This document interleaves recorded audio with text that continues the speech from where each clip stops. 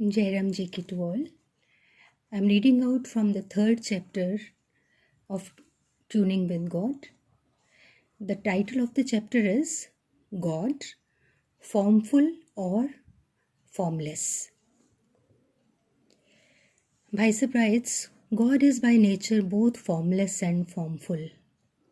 The epithet formless rightly means that he is not confined to any set or pet form and to that form alone. He is present in all forms alike. Formful implies similar meaning. He is present in all forms. When you invoke him in a given form, he makes his special appearance in and through it. There is no clash between the 2 points of view. Now, according to Bhaisaab, the formless God is, he says, we see a part of the sky. We cannot see the whole of it. God, in his perfect form, is so vast and huge that we can never see the whole of him. In this sense, he is rightly described as formless. All gusts of the wind are but wind, while wind does not mean only gusts of these winds.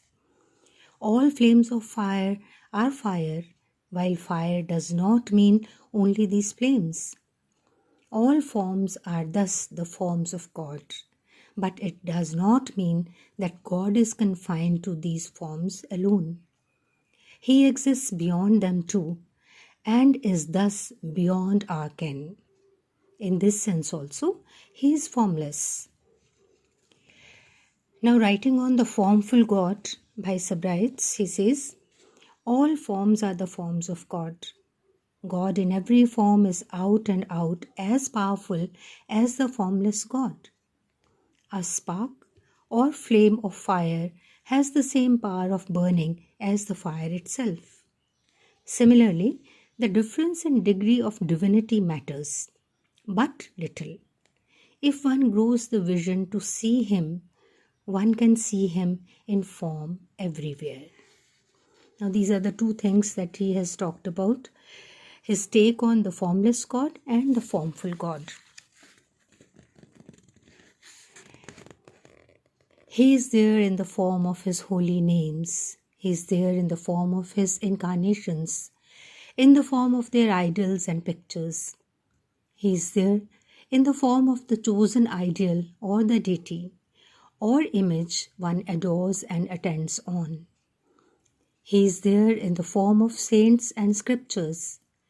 He is there in the form of the exemplary exponents of religions and righteousness. He is there in the form of gods anywhere. He is there in very many other forms. He is there in each and every form. He is there where you are glancing at. Only you are not recognizing him there. This has been written specially by Bhaisaab. God is both. The idea is that God is as true with forms as without. Worshippers of both, that is, the formful and the formless, gain similar grace at his hands. Neither gets precedence over the other. Both benefit alike. Then the question is put, Sir, I only believe in the formless, to which Bhaisaab answers, you are free to do, but don't for a moment think that you alone are right and the others are wrong. Suppose God is formless. He has then the power to assume a form that other devotees want and worship. No idol worship. Again, a question is put, but sir, certainly he is not the clay image. One should not worship clay. Bhaisaab says, but why clay? It is an image of spirit. Doesn't God know that through it he alone is being invoked? No idolater worships a statue or a stone. One worships God in it. You respect the photograph of your mother as you see the form of your mother herself in it. You don't respect the mere piece of paper and the print of ink on it. The photo itself cannot be your mother. Your mother is not present in it. But God's image is as good as God Himself, as God is present in everything. There are cases when God appeared in flesh and blood from the adored idols. Idols came to be living.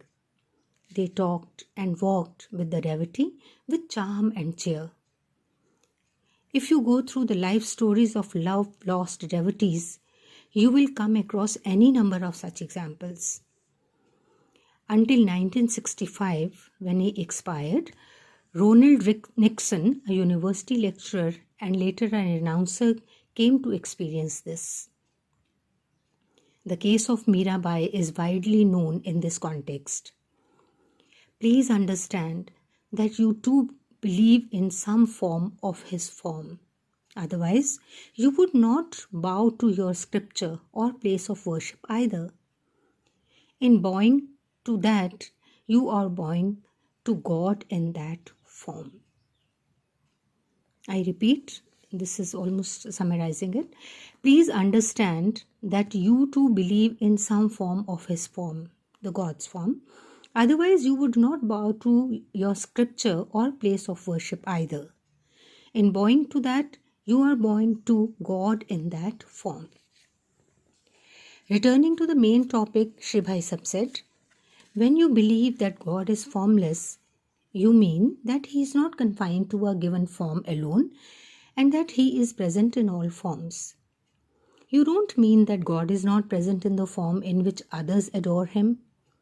You can't lessen or limit Him. God is omnipresent.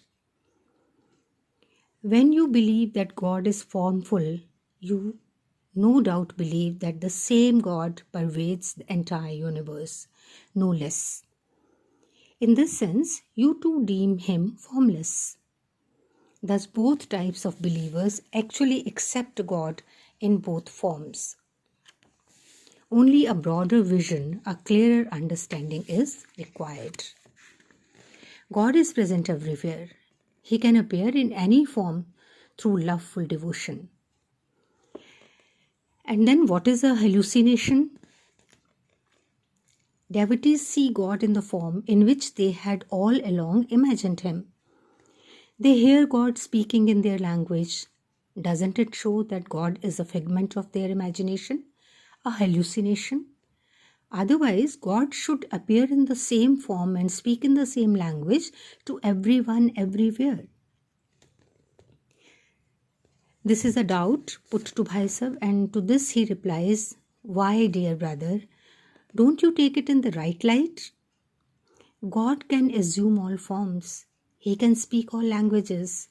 It is His consideration and kindness for us that He appears before us in the form in which we can recognize Him straight away, and that He speaks to us in our language. Suppose you know languages of different countries. When you go to these countries, you speak to the natives there in their respective languages. Now, God is omniscient. He knows all languages. Is it any surprise that God should speak to people in the language they understand? Also, God is omniform. He manifests Himself before aspirants in the form they know and like. But to realized souls, God reveals His form in His own way. It is a form in which they had never perhaps visualized Him.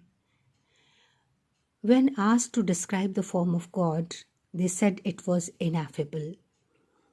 Eyes had seen but could not speak. Tongue can speak but has not seen. They did not simply say that the form they saw answered to the description given in scriptures and pictures. The difficulty is that we do not generally recognize an attained soul, even if he be present among us. Do not, from this ignorance, please come to the conclusion that God-attained men do not exist, or that God appearing in different forms or speaking in different languages is a myth. I must say that Bhaisab has explained this God, formful or formless, so beautifully, so clearly. Thank you so much, Bhaisab. Jai Ram Ji ki.